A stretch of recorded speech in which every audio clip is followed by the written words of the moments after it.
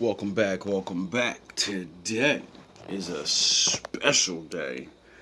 I think I either did it on this channel or maybe my new channel, GMB Noah's Wolf. I was talking about the men of Sparta and what happened after 300. And hopefully we can make it through this. So without any further ado, this is for entertainment purposes only. Picture this. An Athenian councillor named Lycidas stands up in a crowded assembly on the island of Salamis. He raises his hand and makes a logical suggestion. Maybe we should listen to the Persian peace offer. The crowd doesn't boo, they don't argue. Instead, the other councillors surround him and stone him to death right on the floor of the debate hall. But it doesn't end there. The women of Athens, hearing the commotion, rush to Lycidas' house, drag his wife and children into the street, and stone them to death too. This is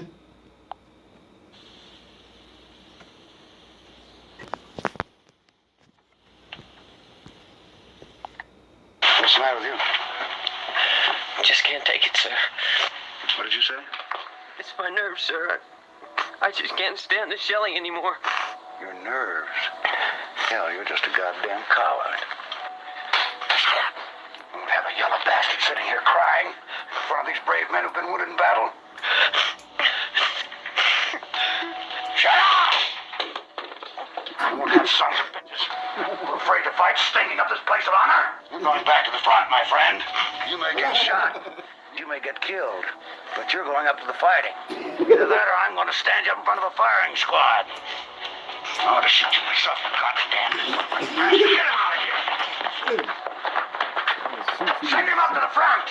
To the front. You hear me? To the front. Goddamn coward! I won't have cowards in my army.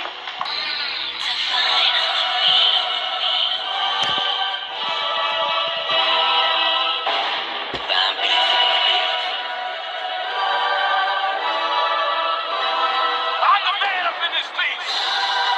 Yeah, expect you better walk away. All walk away, cause I'm gonna burn this motherfucker down. King Kong ain't got second on me. Studying history can do wonders for your present day and time.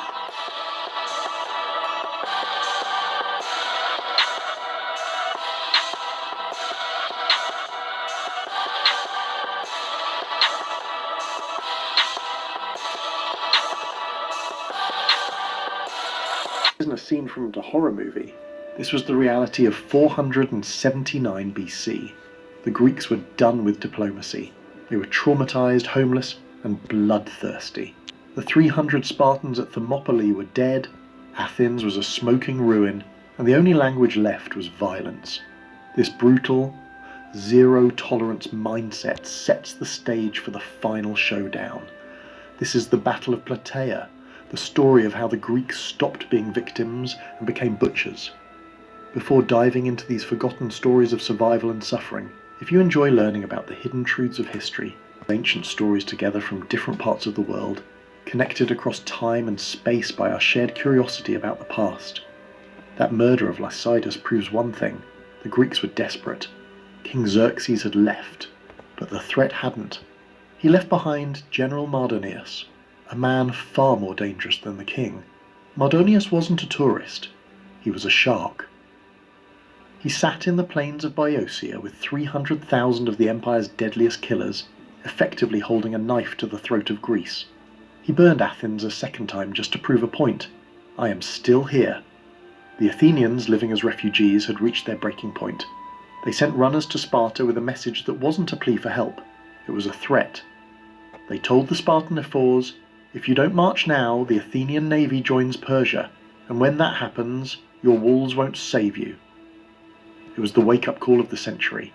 The Spartans had been dragging their feet, hiding behind the Isthmus of Corinth, hoping the problem would go away. You want to run and gun, man? Stay in patrol, okay? This is investigations, all right? Let the garbage men handle the garbage. We're professional anglers, okay? We go after the big fish. Chasing them monkey-strong, crackhead motherfuckers anyway. You know they'd have killed you without hesitating. That's why they belong in prison. For what? They got beat down, they lost their rock, they lost their money. Their messages from Hillside probably gonna smoke them. I mean, Jesus, what more you want? I want justice, right? Is that not justice? That's street justice. What's wrong with street justice? Oh, just let the animals wipe themselves out, right? God willing. Fuck them. Everybody who looks like them. Unfortunately, it doesn't work that way. The good guys, they die first, right? Those school kids and moms, family men, they don't want to catch the stray bullets and... But faced with the prospect of a Persian-Athenian alliance, the Spartan war machine finally kicked into gear. And when Sparta moves, the ground shakes. In a single night... The noodle. To protect the sheep, you gotta catch the wolf. And it takes a wolf to catch a wolf, you understand? Peace is a lie. There is only passion. Through passion, I gain strength. Through strength, I gain power. Through power, I gain victory. Through victory, my chains are broken. The force shall set me free. The Ephors issued a mobilization order that defies belief. They didn't just send a vanguard, they emptied the city. 5,000 Spartiates, the elite of the elite, suited up. But here is the rare logistical detail that shows the scale of their intent. They brought the slaves. For every single Spartan knight, 7 Helot slaves were armed and ordered to march. That is 35,000 conscripted servants marched.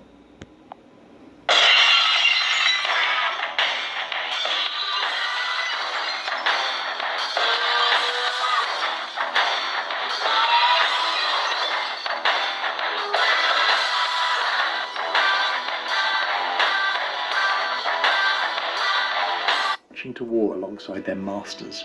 Combined with 5,000 other provincial troops, a massive column of 45,000 men vanished from the Peloponnese before sunrise. When the Athenian envoys woke up the next morning to scream at the Spartan leaders, the Ephors simply checked the sun and said, "You can stop shouting, the army is already at the border, the hunt has begun."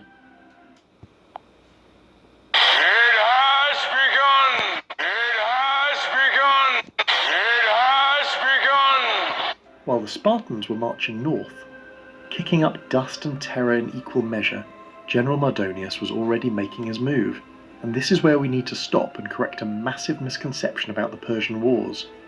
In pop culture, the Persians are often depicted as a mindless horde. You don't find that suspicious? You don't find that suspicious? A swarm of unskilled slaves driven by whips. That is propaganda, pure and simple. The army Mardonius kept in Greece was nothing like the bloated parade force Xerxes had brought with him. Mardonius had trimmed the fat. He sent the conscripts home. What remained was a lean, mean, professional killing machine of 300,000 men. These were the immortals, the heavy infantry who had broken... Immortals. We'll put their name to the test. the Spartan line at Thermopylae. These were the Saka horse archers from the Central Asian steppes, men who could put an arrow through a greave slit while riding at full gallop. Mardonius wasn't relying on numbers. He was relying on speed, mobility, and superior tactical flexibility. When his scouts reported that the Spartans had finally left the Peloponnese, Mardonius didn't panic. He smiled. This was exactly what he wanted. He knew he couldn't fight the heavy Greek hoplites in the narrow streets of Athens. That would be suicide. He needed room to maneuver. So, he gave the order to evacuate Athens, but not before delivering a final insult. He ordered the city to be razed to the ground. Anything that was still standing after the first invasion, walls, houses, temples, was pulled down, smashed or burned. He turned Athens into a graveyard of broken stone, leaving the Greeks nothing to return to but ash. It was a scorched earth policy designed to break their hearts before the battle even started. This is the last horseman. Who is this? This is Flaming Dragon! Oh, okay. Flaming Dragon. Fuckface. First, take a big step back and literally... Fuck your own face! Now, I don't know what kind of pan-Pacific bullshit power play you're trying to pull here, but Asia, Jack, is my territory. So whatever you're thinking, you better think again. Otherwise, I'm gonna have to head down there, and I will rain down on a godly fucking firestorm upon you. You're gonna have to call the fucking United Nations and get a fucking binding resolution to keep me from fucking destroying you. Into a graveyard of broken stone, leaving the Greeks nothing to return to but ash. It was a scorched earth policy designed to break their hearts before the battle even started. I am talking scorched earth, motherfucker! I will massacre you! I will fuck you up! Then, Mardonius withdrew his forces north into Boeotia, near the city of Thebes. This wasn't a retreat, it was a trap. He chose his ground with the precision of a chess grandmaster. He set up camp along the Asopus River. Sorry to disappoint you, Yugi. Huh? You triggered my trap card! In the flat, open plains of Plataea. Why there? Because Greek hoplite tactics had a fatal flaw. They were slow. The phalanx was an unstoppable wall of bronze, yes, but it turned like a battleship. On flat ground, Mardonius's cavalry could dance around them, flank them, and pepper them with arrows until they broke. He built a massive fortified stockade, a square mile of wooden walls and towers, creating a secure base of operations. He effectively built a city of war in the middle of a field and sat back, waiting for the Greeks to walk into the slaughterhouse. And they almost did. The allied Greek army, now swelling with reinforcements from every city-state that wasn't collaborating with Persia, arrived at the southern edge of the plain. They looked down from the foothills of Mount Cithaeron and saw the ocean of Persian tents. They saw the glittering armour of the immortals and the thousands of horses grazing by the river. And the Greek commanders, led by the Spartan regent Pausanias, did the only smart thing they could do. They stopped. They refused to go down onto the plain. They hugged the rocky slopes of the mountain.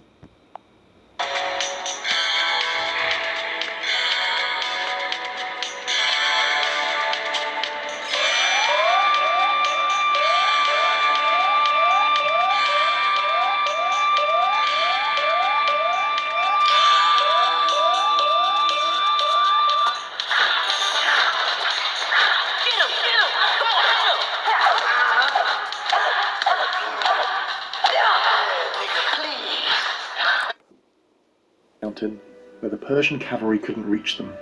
It became a high-stakes staring contest. Mardonius down in the valley, Pausanias up on the ridge. Days passed. Mardonius grew impatient. He hadn't stayed in Greece to look at Spartans, he stayed to kill them. He decided to test their resolve. He didn't send his infantry. He sent his cavalry commander, a man named Mecistius. Now, Mecistius is a character who deserves his own movie. He was the most popular man in the Persian army, a giant of a figure.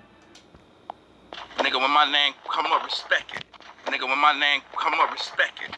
Nigga, when my name come up, respect it. Riding a Nisaean stallion with a bridle made of solid gold. He led a squadron of cavalry right up the slopes to harass the Greek lines. Giant of a figure, riding a Nisaean stallion with a bridle made of solid gold. Character who deserves his own movie. He was the most popular man in the Persian army, a giant of a figure, riding a Nisaean stallion with a bridle made of solid gold. He led a squadron of cavalry right up the slopes to harass the Greek lines. One thing I've noticed about football.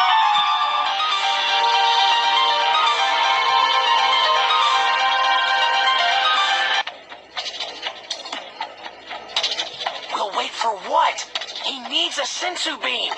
Quiet, boy! Where is your honor? Like all pure-blooded Saiyans, Kakarot would rather die fighting than win with one of those disgraceful sensu beams as his crutch. Kakarot trained in the hyperbolic time chamber just as we did. Now let's see what he can do. They rode in circles, hooting, jeering, and raining arrows down on the exposed Greek infantry. They called the Spartans women for hiding in the hills. It was humiliating. The Greeks were taking casualties, unable to strike back against these hit-and-run tactics. The Megarians, a contingent of Greek allies, were pinned down. Now, for some of my hood watchers, you're listening to the first, like, basically drive-bys. They're drive-bying these niggas. They're like, yeah, you got big-ass swords and shields. Well, we perfected this bow and arrow, and we're gonna ride these horses, and we're gonna stay away from you, and we're gonna gun you down. Down and on the verge of routing, they sent a desperate message to Pausanias: send help or we leave. Pausanias looked around at his command. No, we can't. Goku doesn't have the strength. Don't you see what will happen if he keeps going like this? Yes. If this goes on, then he will die. Who would volunteer to go down and fight cavalry on open ground? It was a suicide mission. Yes. But a group of 300 Athenians stepped forward, an echo of the 300 Spartans. They rushed down to support the Megarians, bringing archers of their own.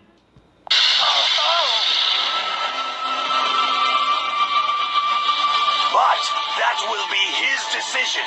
It is painfully clear at this point that no one among this group is stronger than Kakarot is. Not even myself. So he deserves to have the fight of a true warrior. And that means to the death. What? In the chaotic skirmish that followed, luck intervened. An arrow struck Mecistius' horse in the flank.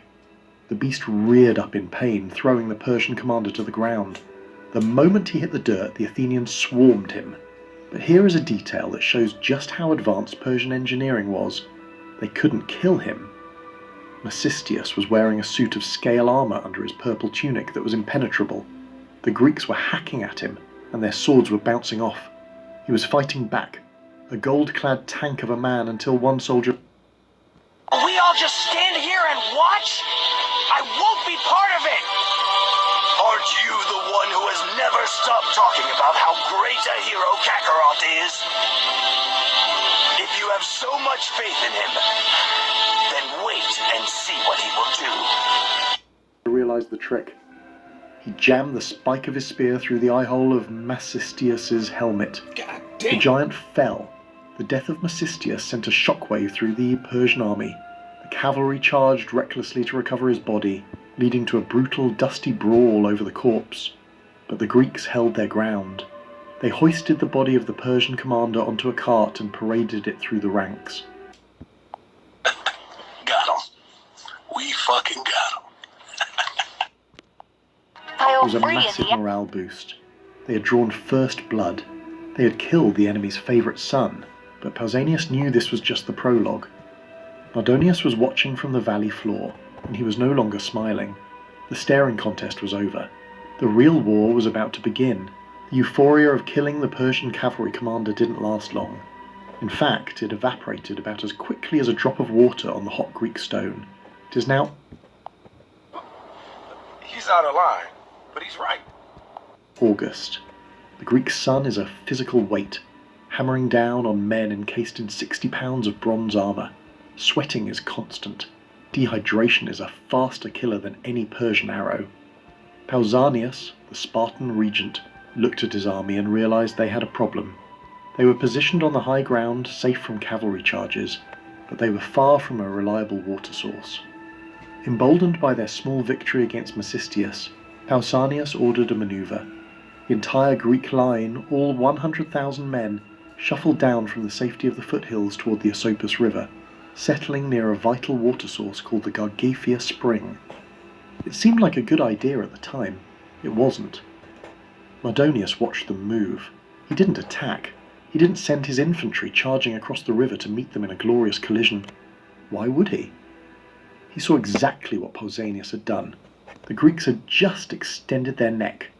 They were now closer to the enemy, but more importantly, their supply lines stretching back through the mountain passes were now exposed. My daughter, she was... Mardonius snapped his fingers and unleashed his cavalry again. But this time, their mission wasn't to kill soldiers, it was to strangle them. In a masterstroke of logistical warfare, Persian horsemen circled around the Greek army and struck the mountain passes behind them. They intercepted a massive convoy of 500 supply wagons, bringing food from the Peloponnese. They didn't just capture the wagons, they slaughtered the oxen and the drivers, leaving the Greek army completely cut off from bread. What I'm saying is like, we're gonna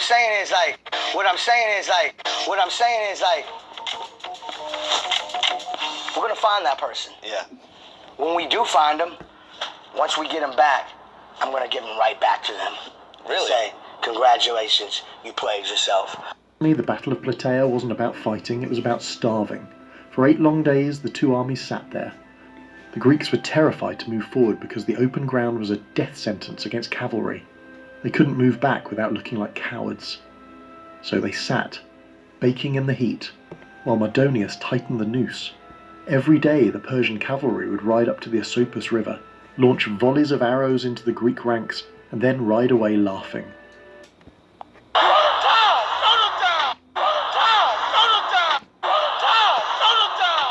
They were taunting the Spartans. Come out and fight like men.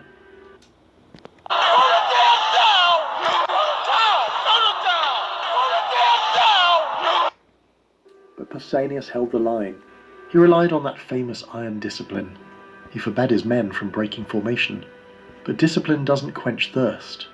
Then came the breaking point. On the 11th day, Mardonius decided he was bored with waiting. He ordered his cavalry to bypass the Greek front line and hit their most vulnerable asset, the Gargaphia Spring. This wasn't a battle, it was vandalism. The Persian horses trampled the spring, churning the clear water into a thick, undrinkable slurry of mud and silt. In a matter of hours, the only source of water for an army of 100,000 men was destroyed. Picture the situation. It is nightfall. You haven't eaten a full meal in days, your lips are cracked from thirst. The spring is ruined. The enemy cavalry controls the roads behind you. You're trapped. Panic began to ripple through the coalition. The captains of the various Greek city-states started arguing. The Athenians wanted to attack. The Corinthians wanted to retreat. The Spartans were stonewalling. Pausanias, the man holding this fragile alliance together, realized he had no choice. If they stayed one more day, the army would dissolve from thirst or mutiny. He made a decision that is historically considered one of the most dangerous maneuvers in warfare, a tactical retreat at night, in the face of the enemy. The plan was complex but logical. At the second watch of the night, the entire army would pack up and pull back to a defensive position called the island, closer to the mountain and fresh water. It required absolute silence. It required perfect coordination. It required every single contingent to move at the exact same time without alerting the Persians just a few hundred yards away. It was a solid plan on paper, but as anyone who has studied military history knows, plans are the first casualty of reality.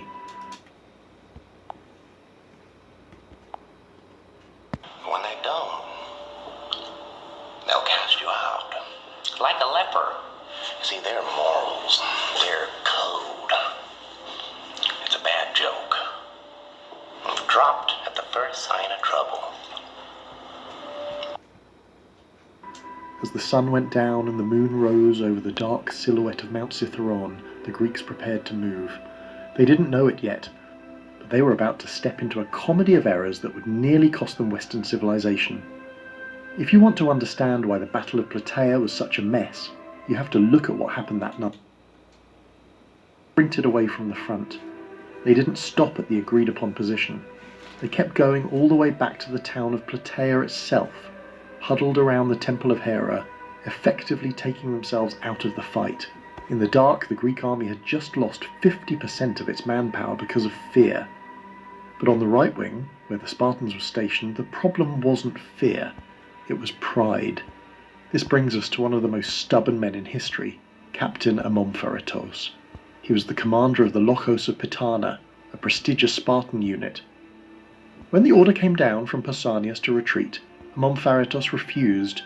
He stood there, surrounded by his men, and told the regent of Sparta that he would not bring shame upon his country by running away from the strangers, his derogatory term for the Persians. Surrounded by his men, and told the regent of Sparta that he would not bring shame upon his country by running away from the strangers, his derogatory term for the Persians. Imagine the scene. It is 2 a.m. It is pitch black. The rest of the army is trying to sneak away in silence. And here is Pausanias, the supreme commander of the Greek forces, having a screaming match with one of his own captains. Pausanias begged him. He explained it wasn't a retreat, it was a tactical repositioning. And Montferratus didn't care about it. What's the matter with you? I just can't take it, sir. What did you say? It's my nerves, sir. I just can't stand the shelling anymore. Your nerves. Hell, you're just a goddamn coward. You won't have a yellow bastard sitting here crying in front of these brave men who've been wounded in battle. Shut up! You won't have sons of bitches who are afraid to fight, stinking up this place of honor. You're going back to the front, my friend. You may get shot, you may get killed, but you're going up to the fighting. Either that or I'm going to stand you up in front of a firing squad. Oh, this is myself, for goddamn bastard. Get him out of here. Send him up to the front. You hear me? You goddamn coward! About semantics. To a Spartan bred on the legend of Thermopylae, walking backward was heresy. The argument got physical. Montferratus picked up a massive rock with both hands, a heavy stone from the riverbed. He slammed it down at Pausanias' feet with a thud that probably echoed through the valley. He pointed at the rock and shouted, "With this pebble, I cast my vote not to flee from the strangers." In Spartan democracy, they voted with pebbles. Montferratus was mockingly using a boulder to cast his vote for death. While this ridiculous family drama was happening, A man who works Seems like he had that Vegeta in him.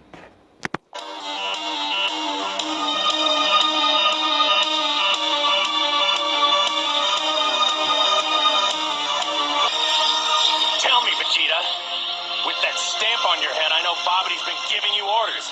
Is this one of them? Are you trying to fight me because of him? Or is this the same old story between you and me? Which one? Does it really matter? Not to you, Gohan, but to a warrior it matters greatly. Yes.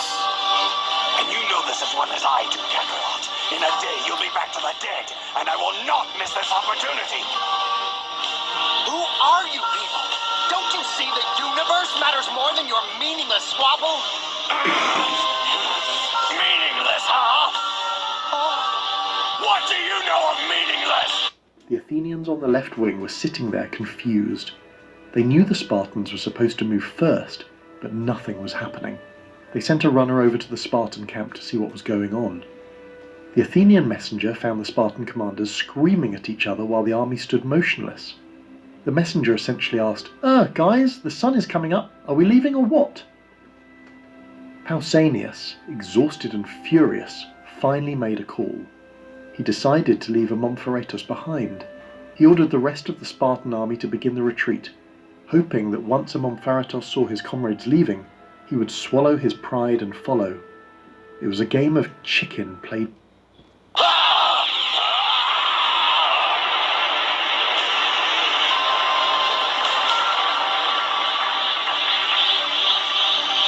Spend most of your life ruled by another. Watch your race dwindle to a handful. And then tell me what has more meaning than your own strength. I have in me the blood of a Saiyan prince. He is nothing but a joke. Yet I've had to watch him surpass me in strength. My destiny thrown to the wayside. He's even saved my life as if I were a helpless child. He has stolen my honor. And his debts must be paid. With thousands of lives. The main Spartan column began to march south, dragging their feet, constantly looking back.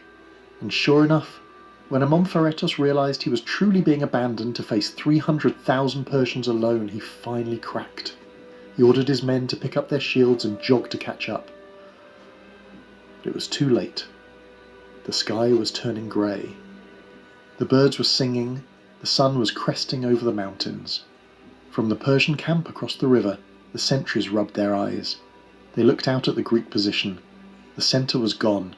The Athenians were miles away on one side, obscured by hills, and on the other side, isolated and exposed on the rolling ridges, were the Spartans, strung out in a long disorganized line, with Amompharetus's unit trailing behind like a lost child. General Mardonius stepped out of his tent and saw the gift the gods had given him. He didn't see a tactical retreat, he saw a rout. He saw a broken army fleeing in terror. He turned to his commanders, laughing. Oh, you motherfuckers.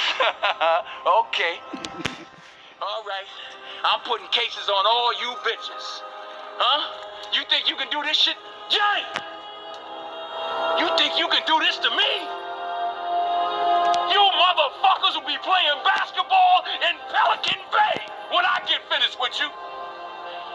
Shoot program, nigga. 23-hour lockdown. I'm the man up in this piece. He mocked the reputation of the Spartans, shouting, "Are these the men who never run? Look at them!"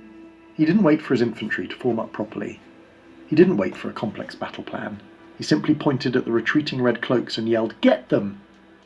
You'll never see the light of who the fuck you think you fucking with. I'm the police. I run shit here. You just live here. Yeah, that's right. You better walk away. Go on, walk away, because I'm going to burn this motherfucker down. King Kong ain't got shit on me.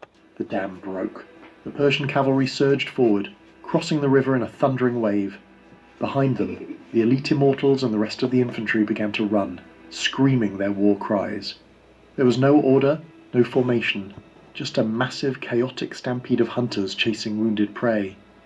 Pausanias, marching up the ridge, heard the sound first, a low rumble, then a roar. He turned around and saw the horizon fill with dust. He looked at his disorganized column. He looked at the Athenians far away on the left, unable to help. He looked at his allies hiding in the town of Plataea. He was alone. 10,000 Spartans and 35,000 light-armed slaves against the entire Persian Empire. The time for maneuvering was over. The Battle of Plataea had officially begun, and the Spartans were caught flat-footed. The sun is up, and with it comes the shadow of death. Mardonius didn't send his infantry in for a fair fight. He was too smart for that.